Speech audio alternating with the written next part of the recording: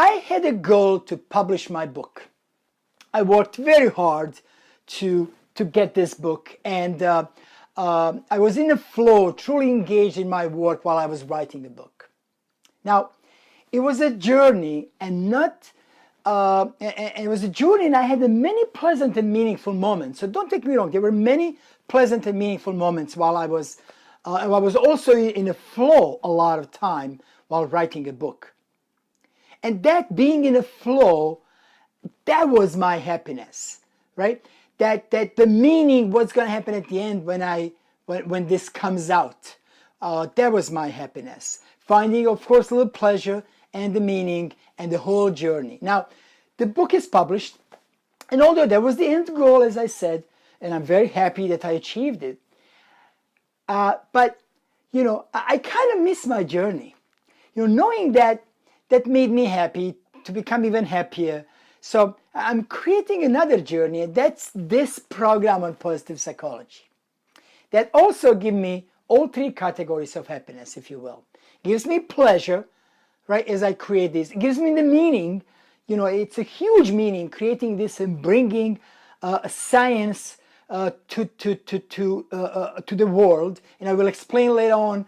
You'll hear about my friend Dr. Chad Barton. And also, it gives me full engagement in flow. I am fully in the flow. And this brings me happiness. So, even Sonia Lubomirsky, in the New York Times article, cautions us to pursue happiness, but in moderation. I attached that short article as well for you to read and review. And you'll see a lot of articles and exercises throughout this program. So just check. If I don't mention it, just please check, and you know, if you're interested, just do a little more reading, a little more studying what's going on. So, although we don't have much time in this program to discuss, I do want to mention something very important, and that is the science of neuroplasticity. Now, have you heard of it? Science of neuroplasticity? Okay. If so, it's great. If not, you may want to extend your knowledge on neuroplasticity and neuroscience. And basically what it is, it proves more and more that depending on what we do every day, our brain changes, physically changes. And it is not as we used to think, you know, until we're teenagers, but rather until the day we die. Now think about it. Everything we do, everything literally changes our brain. So we create this new neural pathway in our brain that actually helps the brain to perform certain activities without spending much energy. William James, in his book, The Principles of Psychology, that was published in 1890, said this: "The brain matter is plastic." End of quote. It was an incredible discovery, and I just love William James's work. You know, science now shows that the brain is moldable at any stage of our life. So again, it's not only when we are young, but for as long as we live.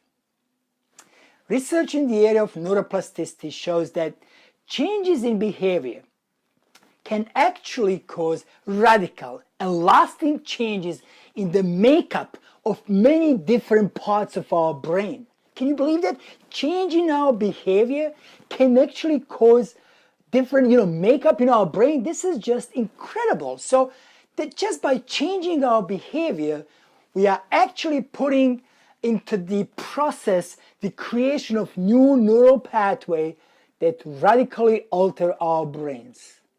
Incredible. So the research conducted by Lisa Blackwell of Columbia University and Kali Tsinzenwivsky, sorry if I don't pronounce it correctly, Kali, and Carol Dweck, of course, from Stanford University, shows that when students are taught neuroplasticity, so basically they were just taught that how their brain will change as a result of their actions, they perform significantly better in their studies. Imagine, so just by knowing that our brain is plastic will help us produce better results in life and in our case, become happier. So for you, just by knowing that your brain changes and it's plastic, I believe this fact itself, just like it helped many kids, may help you as well. So why something like this is not common knowledge? Just incredible. Don't understand why. We said earlier that research by Sonia Lubomirsky shows that 40% of our happiness is subject to self-control and behavior, right? Remember we said 50% is genetic and only 10% is based on life circumstances, so that leaves 40%. Now, again, these are average figures and individual differences do, of course, play a part. However, the suggestion that behavior plays such a large role in the human experience, gives us much to be positive about.